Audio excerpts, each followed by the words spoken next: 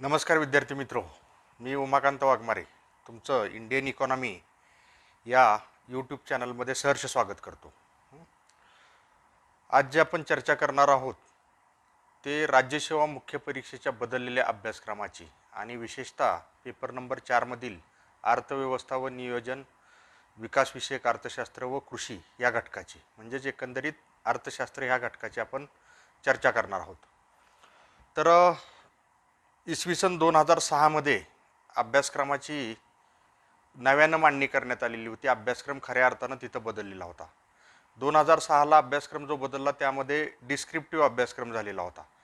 तोच अभ्यासक्रम इसवी सन 2013मध्ये पॅटर्न बदलून ऑब्जेक्टिव्ह टाईप करण्यात आला. परंतु 2006 आणि 2013 या ज्या अभ्यासक्रमामध्ये जी काही होती ती संदिग्धता मोठ्या प्रमाणावर होती. आता त्यानंतर 2020मध्ये अभ्यासक्रम बदलला असं म्हटलं जातं, परंतु अभ्यासक्रम बदलला नाही. त्या अभ्यासक्रमामध्ये सुधारणा करण्यात आलेली आहेत. तर त्या सुधारणा करत असताना अभ्यासक्रमाची एकंदरीत पुनर्रचना करण्यात आली आणि फक्त पुनर्रचनाच केली नाही तर त्यामध्ये त्यांनी नवीन प्रवाहसुद्धा त्या ठिकाणी समाविष्ट केलेले आपल्याला आढळून येतात. तर आपण चर्चा करत असताना एक गोष्ट विचारात घ्यायला पाहिजे, ती म्हणजे अभ्यासक्रम बदलत असताना किंवा अभ्यासक्रमामध्ये जी सुधारणा झालेली आहे त्याला मी पुनर्रचना म्हणेल.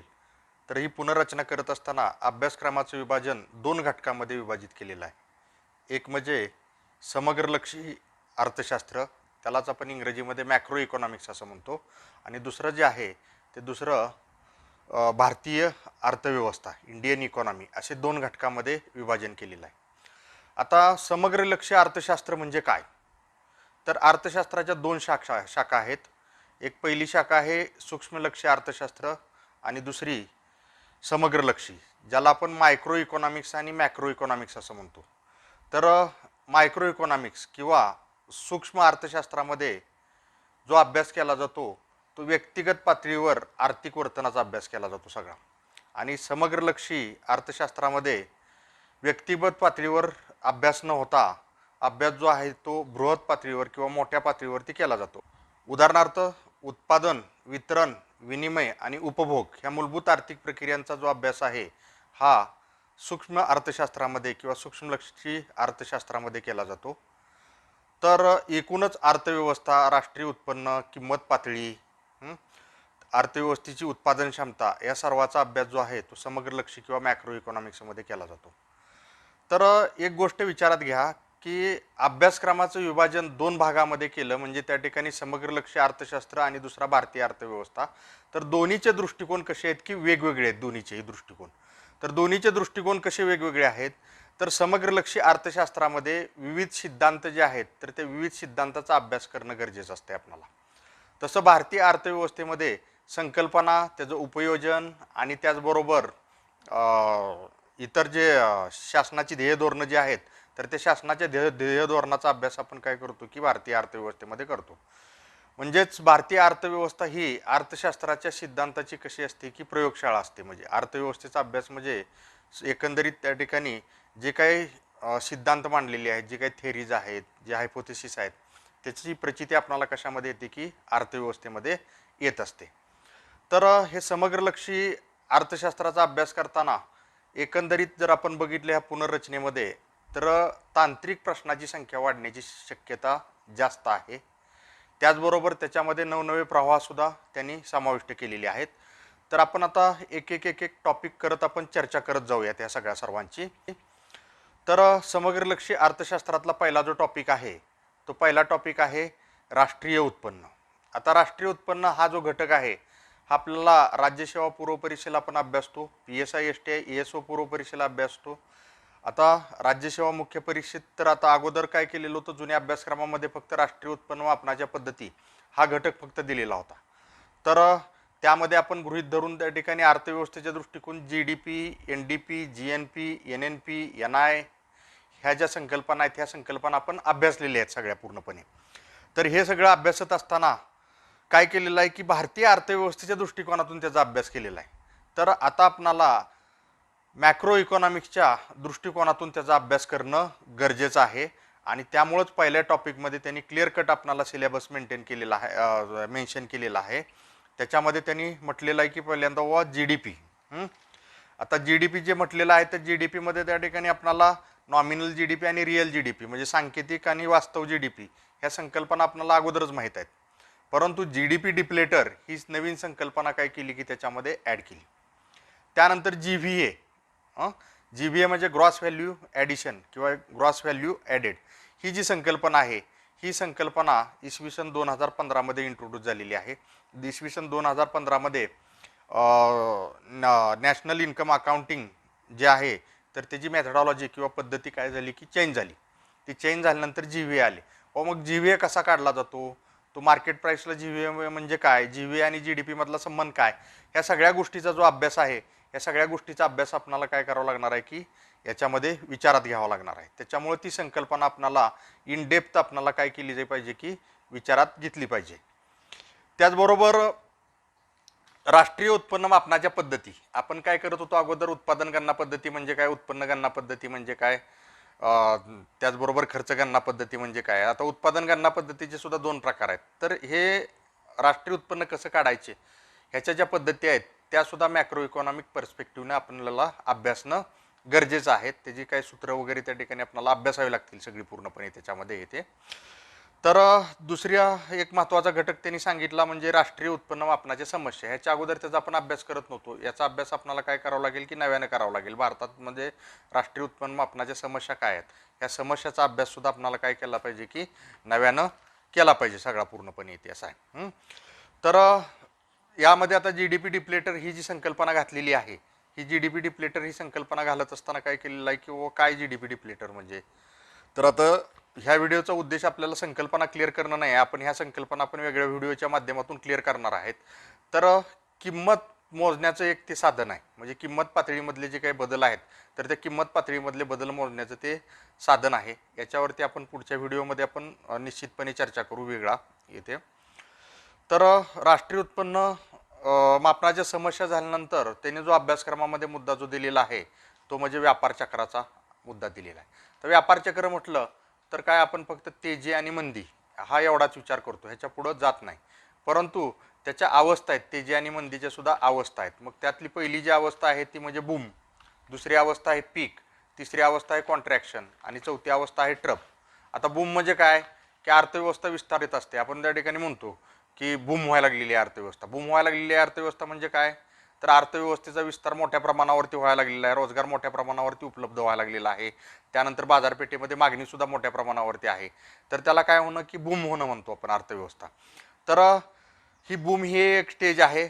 बूम नंतर जे आहे ते पीक. पीक म्हणजे काय की एका विशिष्ट टर्निंग पॉईंटला अर्थव्यवस्था त्या ठिकाणी मोठ्या प्रमाणावर विस्ताराला सुरुवात होते. तर तो जो टर्निंग पॉईंट असतो तर त्याला काय म्हटलं जातं की पीकवर आहे, आता म्हणजे शिखर अवस्थेमध्ये अर्थव्यवस्था आहे असं आपण म्हणतो. त्यानंतर दुसरी जी आहे ती तिसरी जी आहे ती तर त्याला कॉन्ट्रॅक्शन असं म्हणतो. कॉन्ट्रॅक्शन म्हणजे काय, अर्थव्यवस्था जी आहे तर अर्थव्यवस्थेचा संकोच होतो, म्हणजे तिथं मंदीची अवस्था येते. म्हणजे अर्थव्यवस्था विस्तारणं म्हणजे काय झालं की बूम, आणि कॉन्ट्रॅक्शन म्हणजे काय झालं की इथं मंदीची अवस्था इथं आली. आणि ट्रप म्हणजे काय की हा लोअर पॉईंट असतो कॉन्ट्रॅक्शनचा. लोअर पॉईंट म्हणजे काय की जिथं मंदीच्या अवस्थेचं इंडिकेशन आपल्याला काय होतं की मिळतं सगळं पूर्णपणे. तर ह्या व्यापार चक्राचा सुद्धा अभ्यास आपल्याला काय करावा लागेल की त्याच्यामध्ये करावं लागेल. त्यानंतर त्यामध्ये त्यांनी काय सांगितलेलं आहे की रोजगाराची संकल्पना. आता आपण काय केलेलं आहे की बेरोजगार म्हणजे काय, बेरोजगारीचे प्रकार, बेरोजगारीचं मापन हे बघितलेलं आहे. परंतु रोजगार म्हणजे काय हे आपण विचारात घेतलेलं नाही. तर रोजगाराची संकल्पना विचारात घ्यावी लागेल, पूर्ण रोजगार म्हणजे काय हे बघावं लागेल. त्यानंतर रोजगार बेरोजगार जे चक्र असतं तर ते चक्र विचारात घ्यावं लागेल. त्यानंतर रोजगार बेरोजगार सर्वेक्षण जे केलं जातं, जे कालबद्ध रीतीने केलं, जे 2017-18मध्ये सर्वेक्षण झाले आणि 2019मध्ये त्याचा अहवाल आलेला होता सगळा. तर जे रोजगार बेरोजगार सर्वेक्षणामध्ये जे काही 10 ते 15 संकल्पना दिलेल्या आहेत तर त्या 10 ते 15 संकल्पना आपल्याला काय कराव्या लागतील की अभ्यासाव्या लागतील त्या सगळ्या संकल्पना. त्याच्यावरती प्रश्न आपल्याला येणं अपेक्षित आहेत, कारण तो सगळा जो भाग आहे तो सगळा पूर्णपणे मॅक्रो इकॉनॉमिक पर्स्पेक्टिव्हचा सगळा भाग आहे, तो सगळा पूर्णपणे इतिहास आहे.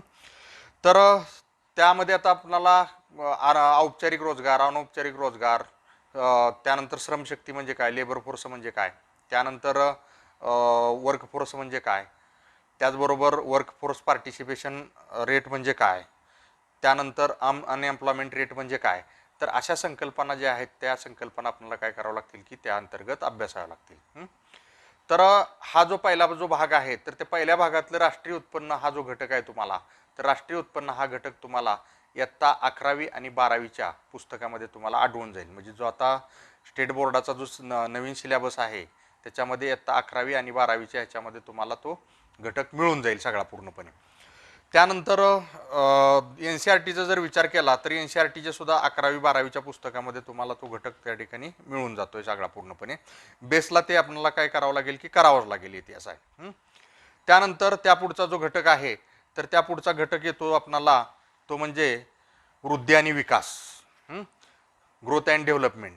तर इंडिकेटर्स ऑफ डेव्हलपमेंट म्हटलेलं आहे, म्हणजे विकासाचे निर्देशांक असं म्हटलेलं आहे. आणि वर जे टॉपिकची हेडलाईन जी आहे ते टॉपिकची हेडलाईन त्या ठिकाणी काय म्हटलेलं आहे की ग्रोथ अँड डेव्हलपमेंट. याचाच अर्थ काय होतो की आर्थिक वृद्धी आणि आर्थिक विकास.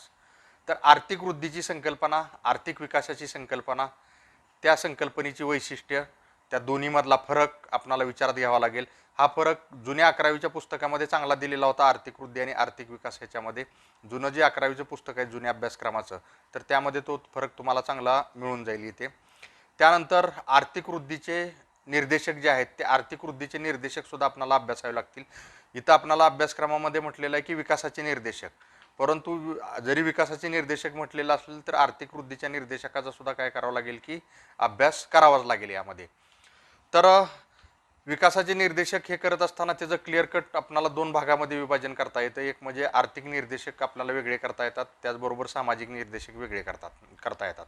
आर्थिक निर्देशकाचा जर विचार केला तर त्यामध्ये जमिनीची उत्पादकता जी आहे आपली, तर ती जमिनीची दर हेक्टरी उत्पादकता जी आहे ती उत्पादकता आपल्याला विचारात घ्यावी लागेल. त्यानंतर औद्योगिक विकास जे आहे तर तो औद्योगिक विकासाचे निर्देशांक विचारात घ्यावे लागतील. आणि दरडोई उत्पन्न हे एक आपल्याला काय करावं लागेल की विचारामध्ये घ्यावं लागेल. त्यानंतर सामाजिक निर्देशकामध्ये मात्र हिक्स आणि स्टिटेनचे जे 6 निर्देशक दिलेले आहेत तर हिक्स आणि स्टिटेनचे 6 निर्देशक आपल्याला विचारात घ्यावे लागतील. त्यानंतर भौतिक जीवनमान निर्देशांक विचारात घ्यावा लागेल. आणि सगळ्यात महत्त्वाचं म्हणजे ह्युमन डेव्हलपमेंट इंडेक्स म्हणजेच मानव विकास निर्देशांक विचारात घ्यावा लागेल. तर त्या मानव विकास निर्देशांकातले अलीकडच्या काळातले प्रवाह म्हणजे IHDI, inequality adjusted human development index, त्याचबरोबर जेंडर डेव्हलपमेंट इंडेक्स आणि जेंडर इनइक्वॅलिटी इंडेक्स, हे 3 इंडेक्स जे आहेत ते 3 इंडेक्स आपल्याला काय करावं लागेल की विचारात घ्यावे लागतील किंवा अभ्यासावे लागतील इतिहास आहे.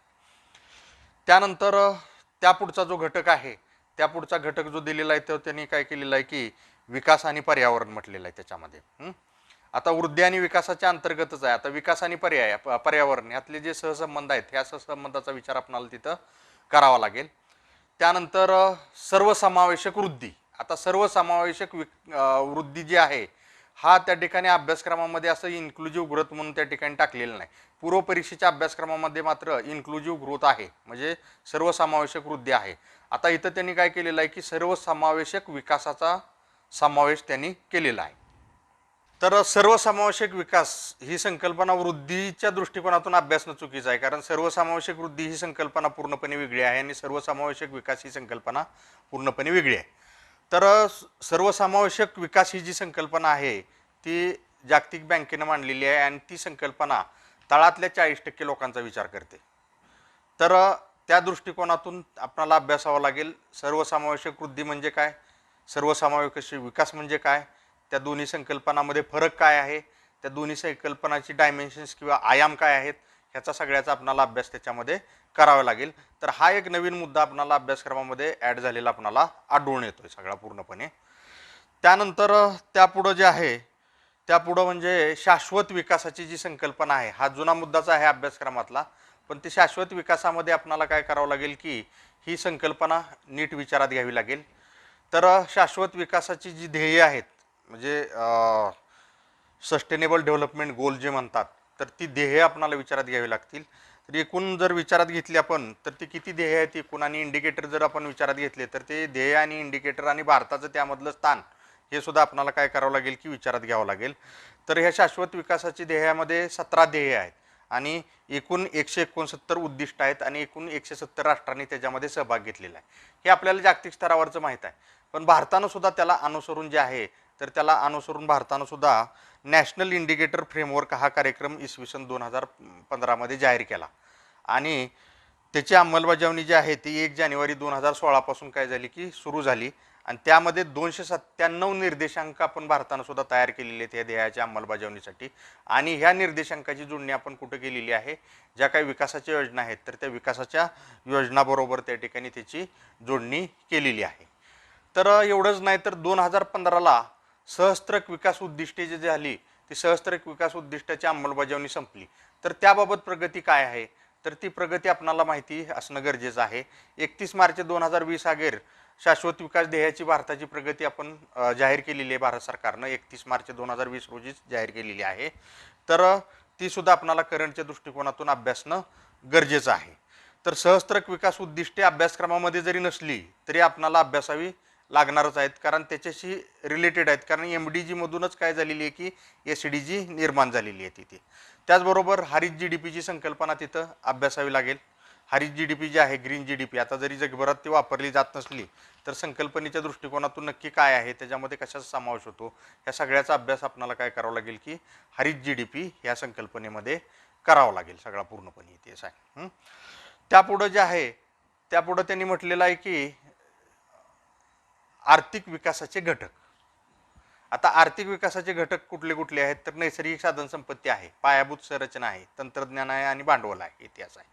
तर ह्याच्याकडे आपण अभ्यास करताना नेहमी दुर्लक्ष करतो, विद्यार्थी नेहमी दुर्लक्ष करतात आणि त्याच्यावरती प्रश्न आले तर प्रश्न जे येतात ते सगळे कसे येतात की अनालिटिकल टाईपचे क्वेश्चन याच्यावरती येऊ शकतात. नैसर्गिक साधन संपत्तीचा आणि आर्थिक विकासाचा काय सहसंबंध आहे, पायाभूत संरचना आणि आर्थिक विकासाचा सहसंबंध काय, तंत्रज्ञान आणि आर्थिक विकासाचा काय सहसंबंध आहे, ह्या सगळ्या गोष्टीचा विचार आपल्याला काय करावा लागेल की आर्थिक विकासाच्या घटकामध्ये करावा लागेल.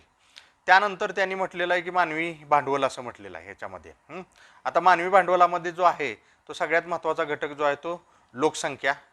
तर लोकसंख्या संक्रमण सिद्धांत असं अभ्यासक्रमामध्ये म्हटलेलं आहे, परंतु त्या लोकसंख्या संक्रमण सिद्धांताबरोबर जे लोकसंख्येविषयक इतर सिद्धांत आहेत ते इतर सिद्धांताचा सुद्धा अभ्यास करणं आपल्याला गरजेचं आहे. त्याचबरोबर लोकसंख्या लाभांश म्हणून जे आहे तर तो सुद्धा अभ्यासणं गरजेचं आहे. लोकसंख्येची विविध निर्देशांक अभ्यासणं गरजेचं आहे. लोकसंख्येची सद्यस्थिती, त्यानंतर कंपॅरिझन जे आहे विविध स्टेटचं, त्यानंतर महाराष्ट्राचं इतर राज्याशी कंपॅरिझन, हे सगळं आपणाला तिथं अभ्यासणं गरजेचं आहे. म्हणजे हा लोकसंख्या हा जो घटक आहे हा लोकसंख्या घटक सुद्धा त्या ठिकाणी पूर्णपणे अभ्यासावा लागणारच आहे. त्यानंतर पुढचा जो घटक आहे तो म्हणजे त्यांनी काय सांगितलेलं आहे की मानव विकास निर्देशांक. अगोदर जस्ट आपण HDI ची चर्चा केलेलीच होती ती आर्थिक विकासाच्या निर्देशांकामध्ये. तर परत आणखीन काय म्हटलेलं आहे की ह्युमन डेव्हलपमेंट इंडेक्स, त्यानंतर जेंडर गॅप लिंगदरी, त्यानंतर लिंग सक्षमीकरणाचे उपाय. आता हे लिंग सक्षमीकरणाचे उपाय मात्र त्या ठिकाणी महत्त्वपूर्ण आहेत कारण तिथं काय की शिक्षण, आरोग्य, पोषण आणि शासन हे म्हटलेलं आहे. मग आता लिंग सक्षमीकरणासाठी महिलांसाठी शिक्षणाच्या असलेल्या योजना, विविध योजना, आरोग्यासाठी असलेल्या विविध योजना, पोषणाच्या संदर्भात असणाऱ्या विविध योजना आणि शासनाचं ध्येय धोरण, ह्या सगळ्याचा अभ्यास आपल्याला काय करावा लागेल की ह्या लिंग सक्षमीकरण उपाययोजनेमध्ये करावा लागेल सगळा पूर्णपणे.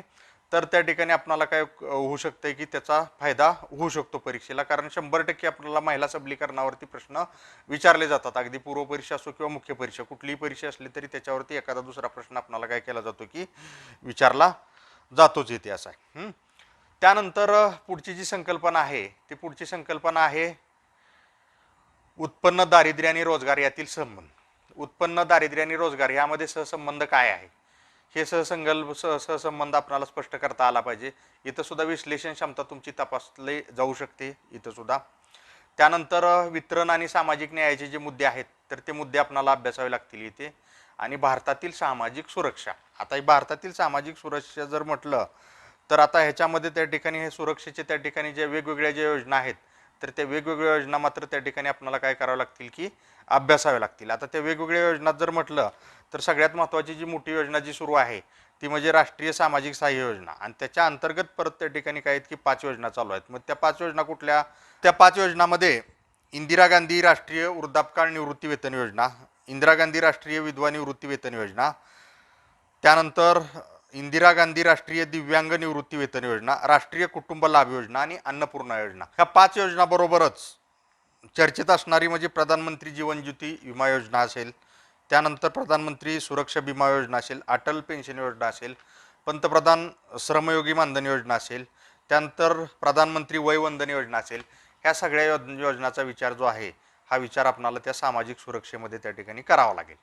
पण ह्याबरोबरच त्या ठिकाणी उत्पन्न, दारिद्र्य आणि रोजगार ह्यातील सहसंबंध स्पष्ट करत असताना आपणाला जे आहे तर दारिद्र्य अंतर गुणोत्तर पॉवर्टी गॅप इंडेक्स जे आपण अभ्यासानं दुर्लक्ष करतो, त्याचबरोबर चौरसातील दारिद्र्य अंतर गुणोत्तर, गिनी गुणांक, त्यानंतर लॉरेंज वक्र, हे आपल्याला काय करावं लागेल की अभ्यासावं लागेल. हे तर हा झाला वृद्धी आणि विकासाचा टॉपिक झाला. आता पुढचा जो टॉपिक जो दिलेला आहे त्यांनी वृद्धी आणि विकासानंतर, तो पुढचा टॉपिक दिलेला आहे त्यांनी सार्वजनिक वित्त म्हणून पुढचा टॉपिक आपल्याला काय केलेला आहे की दिलेला आहे. आता सार्वजनिक वित्तचं विभाजन जे आहे ते सार्वजनिक वित्तचं विभाजन त्यांनी काय केलेलं आहे की मॅक्रो इकॉनॉमिकमध्ये पण केलेलं आहे आणि भारतीय अर्थव्यवस्थेमध्येही केलेलं आहे. आता मी तुम्हाला मगाशी सांगितलं की मॅक्रो इकॉनॉमिकमध्ये काय केलेले असतात की सिद्धांत असतात सगळे पूर्णपणे, आणि त्या सिद्धांताची प्रयोगशाळा म्हणजे भारतीय अर्थव्यवस्था. आता मूळतः त्या ठिकाणी ह्या बेसिक ज्या संकल्पना आहेत ते मॅक्रो इकॉनॉमिक पर्स्पेक्टिव्हने आपल्याला काय करावं लागतील की सार्वजनिक वित्त व्यवस्थेमध्ये 1.3 ह्या अभ्यासक्रमाच्या घटकात अभ्यासावे लागतील. आणि पुढचा जो घटक आहे तो मला वाटतं की 2.5 हा घटक जो आहे तर 2.5 हा घटक भारतीय अर्थव्यवस्थेच्या दृष्टिकोनातून अभ्यासावा लागेल. तर आता मॅक्रो इकॉनॉमिक्स पर्स्पेक्टिव्हने किंवा समग्रलक्षी अर्थशास्त्राच्या दृष्टिकोनातून जर अभ्यासाचा घटक कुठला आहे तर त्याच्यामध्ये सगळ्यात महत्त्वाचं त्यांनी म्हटलेलं आहे की बाजार अर्थव्यवस्थेत सार्वजनिक वित्तची भूमिका. राज्यसेवा मुख्य परीक्षेच्या जुन्या अभ्यासक्रमामध्ये सुद्धा हा घटक होता, परंतु ह्याच्याकडे सगळ्याचं दुर्लक्ष झालेलं आहे सगळं पूर्णपणे. तर ह्या सार्वजनिक वित्तची जी भूमिका आहे बाजार अर्थव्यवस्थेमध्ये तर ती भूमिका आपल्याला स्पष्ट करता आली पाहिजे.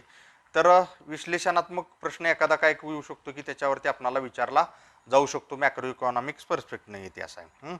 मग आता यामध्ये बाजार अर्थव्यवस्थेत सार्वजनिक वित्ताची भूमिका विचारात घेत असताना आपल्याला काय करावं लागेल की बाजारपेठ अपयश आणि त्यानंतर बाबा सरकारची भूमिका काय असतं ज्यावेळेस बाजारपेठ अपयश ठरते ते, त्यानंतर उत्पन्न आणि संपत्तीचं पुनर्वितरण जे आहे ते पुनर्वितरण कोणत्या पद्धतीनं करता येतं, त्याचबरोबर आर्थिक स्थैर्य कसं प्राप्त करता येतं, ह्या सगळ्याचा विचार काय करावा लागेल की आपणाला याच्यामध्ये करावा लागेल.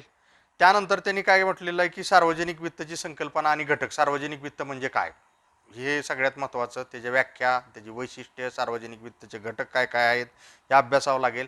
आणि पुढं त्यांनी काय म्हटलेलं आहे की गुणवत्ता वस्तू आणि सार्वजनिक वस्तू, मेरिट गुड्स आणि पब्लिक गुड्स.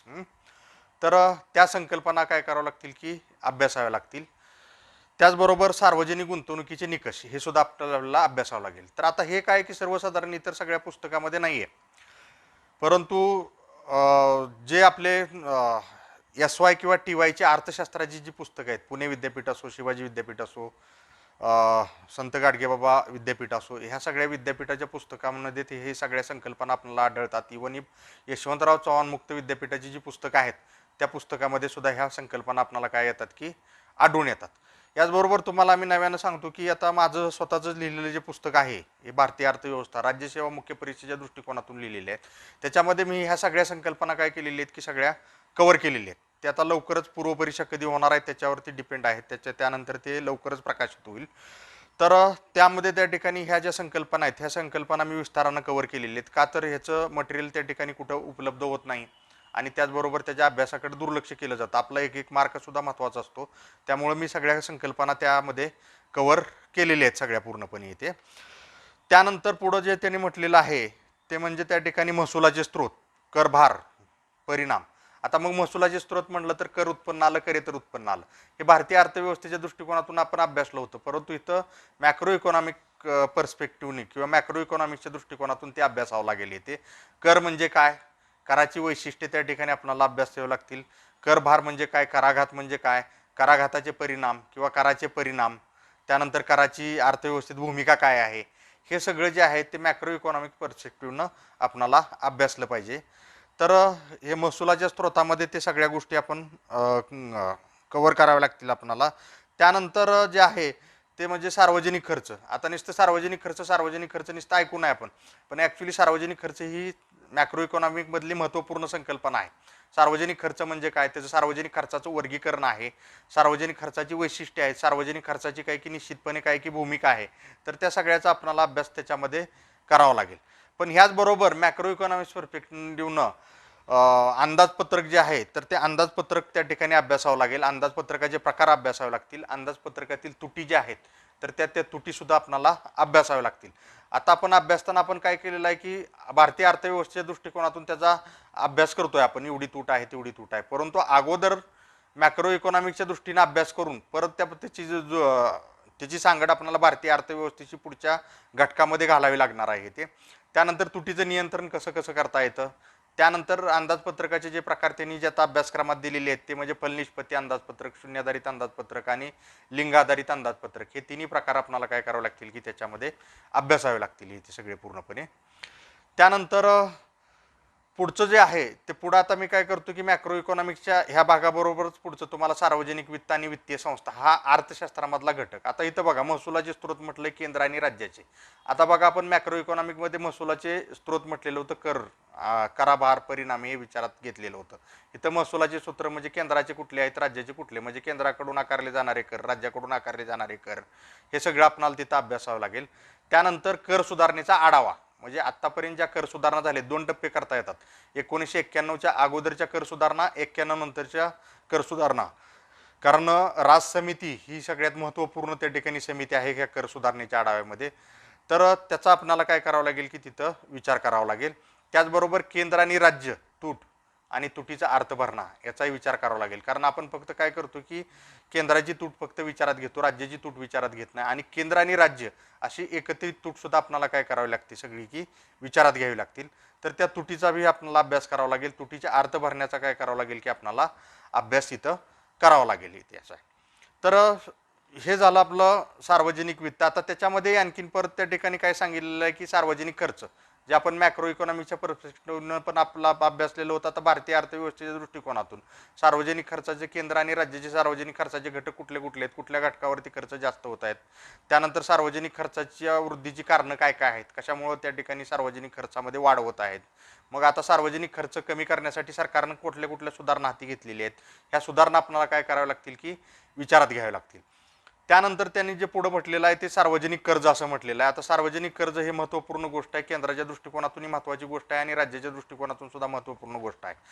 तर सार्वजनिक कर्जाची रचना जी आहे ती रचना आपल्याला बघावी लागेल, केंद्राची आणि राज्याची सुद्धा. त्यानंतर त्याच्यामध्ये वृद्धी, त्याचा भार त्या ठिकाणी सरकारवर कसा पडतोय, जनतेवरती कसा त्याचा भार पडतोय, विकास योजनांवरती कसा त्याचा परिणाम होतोय, ह्या सगळ्याचा एकंदरीत त्या ठिकाणी आपल्याला अभ्यास करावा लागेल सार्वजनिक कर्जाचा.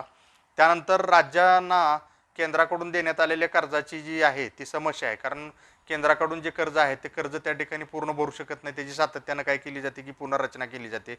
तर त्या केंद्राकडून राज्याकडे असलेल्या थकीत कर्जाची जी समस्या आहे तर त्या कर्जाच्या समस्येबाबत त्या ठिकाणी आपल्याला काय करावं लागणार आहे की अभ्यास करावा लागणार आहे, इतिहास आहे.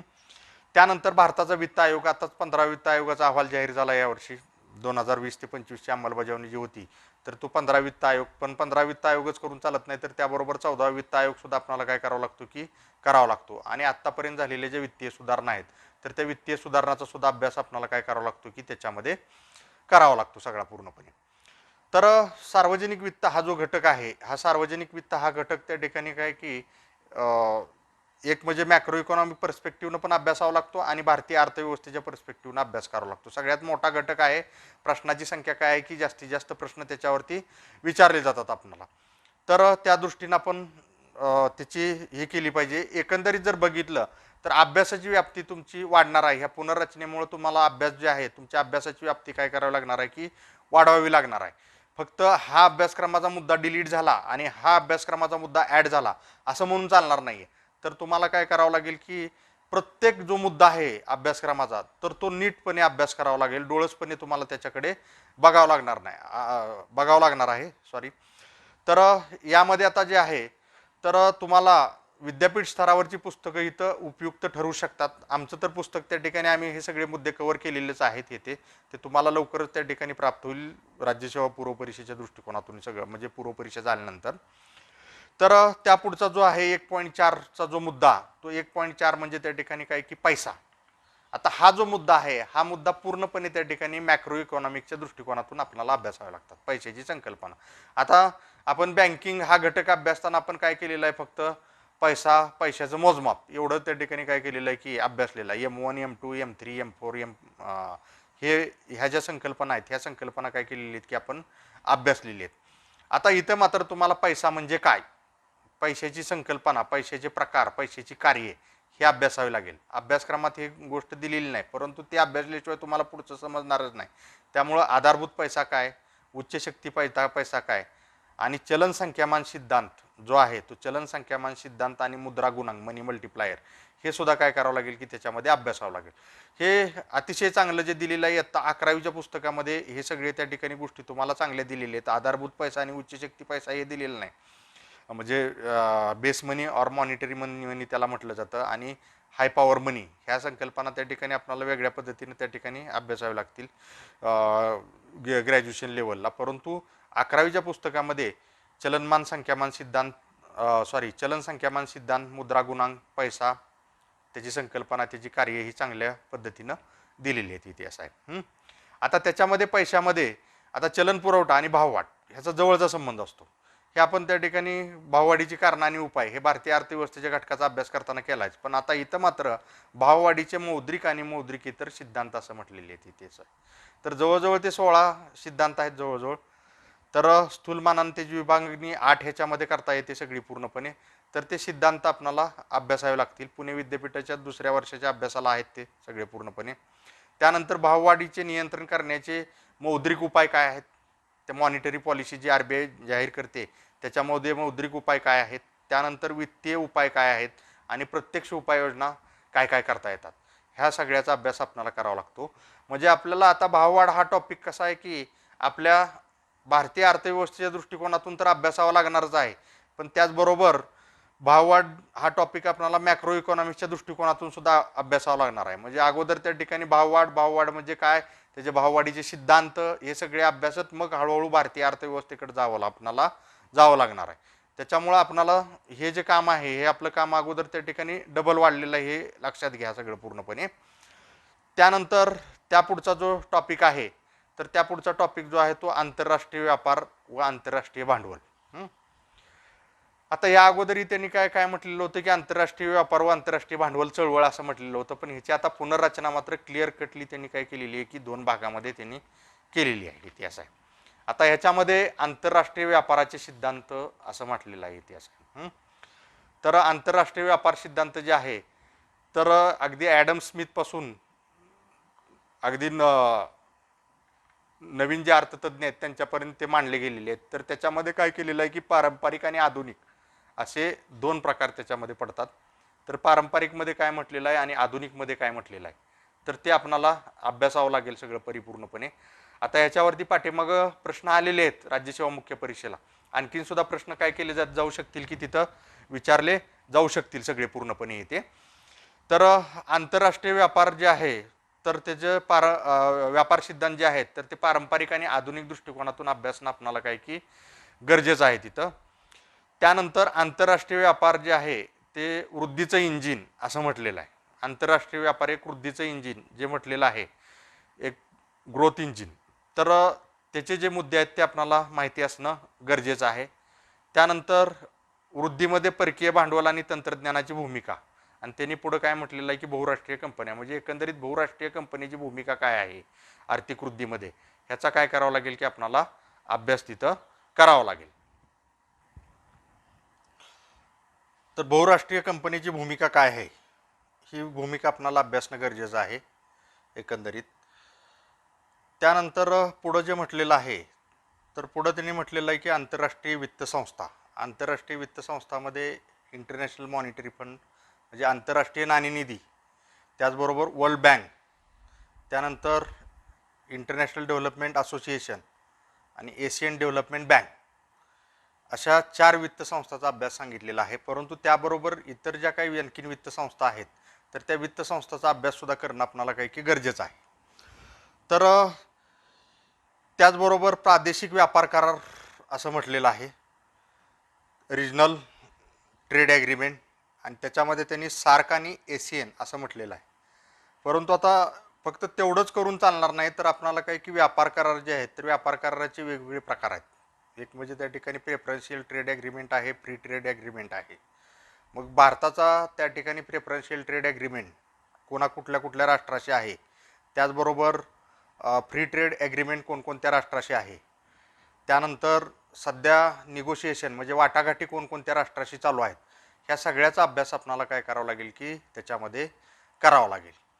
त्यानंतर WTO वर्ल्ड ट्रेड ऑर्गनायझेशन गुंतवणूक आणि त्याचबरोबर बौद्धिक संपदा अधिकारविषयक करार असं म्हटलेलं आहे. परंतु एक सगळ्यात महत्त्वाची एक गोष्ट लक्षात घ्या, WTOची संकल्पना काय आहे, गॅट काय आहे, त्यानंतर WTOची रचना कशी आहे, त्या WTOची मंत्रिपरिषदेच्या आत्तापर्यंतची झालेली जी अधिवेशनं आहेत ती अधिवेशनं, आणि त्याचबरोबर महत्त्वाचे 5 करार. 5 महत्त्वाचे कुठले करार, AOA म्हणजे ॲग्रीमेंट ऑन ॲग्रिकल्चर, त्यानंतर दुसरं जे आहे ते AOT ॲग्रीमेंट ऑन टेक्स्टाईल कापडविषयक करार, तिसरं जे आहे ते गुंतवणूकविषयक करार, त्यालाच आपण काय म्हणतो की TRIMS trade related investment measures, जे सिलेबसमध्ये क्लिअर कट मेन्शन केलेलं आहे.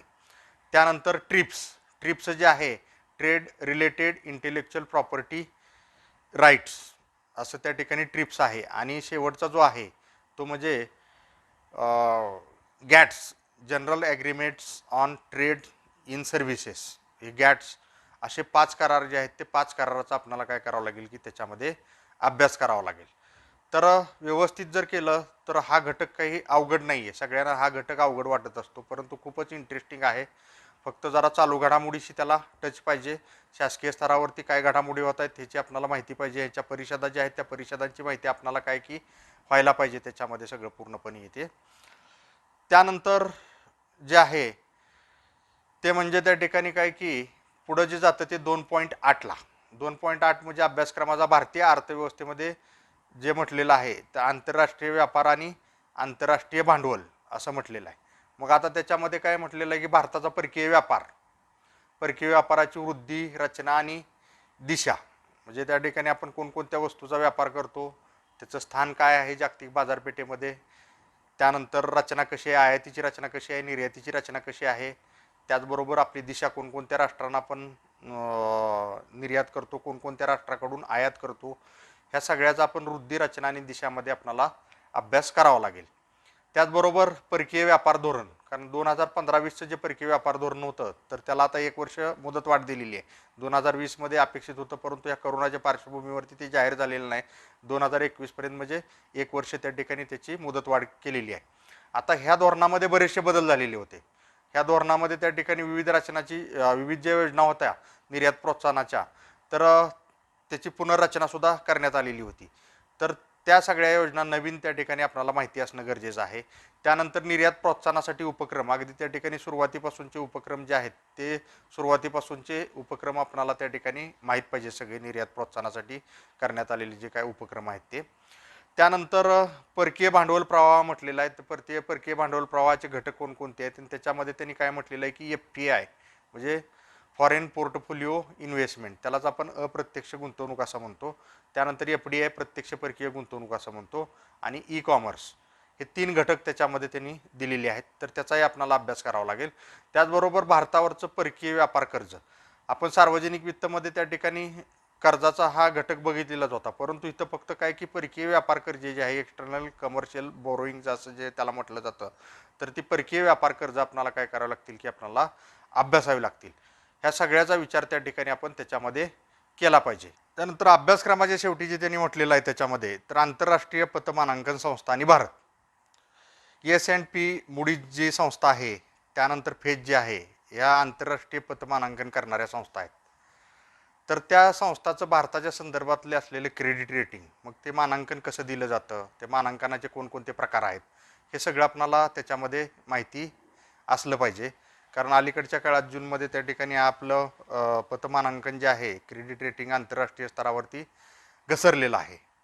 त्याचबरोबर भारतातील विनिमय दर व्यवस्थापन जे आहे तर विनिमय दर व्यवस्थापनाचं त्या ठिकाणी आपल्याला हे करावं लागेल. 91च्या अगोदरचं त्या ठिकाणी बघावं लागेल. 91 नंतर कसे बदल होत गेले, ते 91 नंतरचेही बदल आपल्याला विचारात घ्यावे लागतील. हा जो पहिला जो घटक आहे सगळा मॅक्रो इकॉनॉमिक्सचा, हा मॅक्रो इकॉनॉमिक्सच्या दृष्टिकोनातून अभ्यासणं गरजेचं आहे. यासाठी तुम्ही 11वी-12वीची पहिल्यांदा संदर्भ पुस्तकं वाचा आणि गरजेनुसार यशवंतराव चव्हाण महाराष्ट्र मुक्त विद्यापीठाचं पुस्तक वाचा. त्याचबरोबर जे वेगवेगळ्या विद्यापीठाला जो घटक आहे हा अगदी ऑनलाईन सुद्धा त्या ठिकाणी उपलब्ध आहेत पुस्तकं ते सगळ्या विद्यापीठाची, तर ती त्या ठिकाणी त्यातले प्रत्येक घटक मॅक्रो इकॉनॉमिक्सच्या दृष्टिकोनातून अभ्यासणं आपल्याला गरजेचं आहे.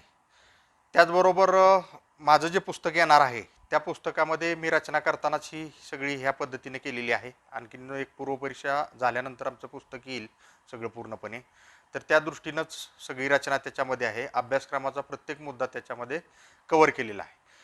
अर्थशास्त्राला घाबरण्याची काही गरज नाही आहे. अर्थशास्त्रामध्ये तुम्ही जर संकल्पना नीट समजून घेतल्या तर अर्थशास्त्र विषयामध्ये तुम्हाला पैकीच्या पैकी मार्क घेता येऊ शकतात.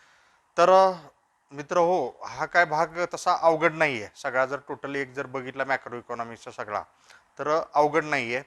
तर ह्याची तयारी करत असताना तुम्हाला काय करावं लागेल की सुरुवातीला 11वी-12वीची पुस्तकं तुम्ही नीट बघा. त्यानंतर विद्यापीठीय स्तरावरची जी पुस्तकं आहेत या मॅक्रो इकॉनॉमिक्सच्या दृष्टिकोनातून आणि जे आपल्याला टॉपिक आहेत त्या टॉपिकच्या संदर्भात जे आहेत ते टॉपिक एक एक एक एक वाचा. ऑनलाईन उपलब्ध आहेत, सगळ्या विद्यापीठाची पुस्तकं उपलब्ध आहेत. यशवंतराव चव्हाण महाराष्ट्र मुक्त विद्यापीठाची सुद्धा पुस्तकं आपल्याला ऑनलाईन उपलब्ध आहेत, ते त्या ठिकाणी बघून घ्या. त्याचबरोबर आपलं जे पुस्तक आहे जे आता माझं लवकरच प्रकाशित होईल, तर त्या पुस्तकामध्ये ह्या प्रत्येक गोष्टीचा मी स्वतंत्रपणे आढावा घेतलेला आहे. त्याचा निश्चितपणेच तुम्हाला फायदा होईल. तर हा जो आहे हा आपण पहिला भाग बघितला या व्हिडिओमध्ये. आता पुढचा जो भाग आहे तो पुढचा भाग स्वतंत्र व्हिडिओमध्ये आपण भारतीय अर्थव्यवस्थेचा बघणार आहे. तोपर्यंत मी सर्वांचे आभार मानतो आणि सर्वांना धन्यवाद देतो.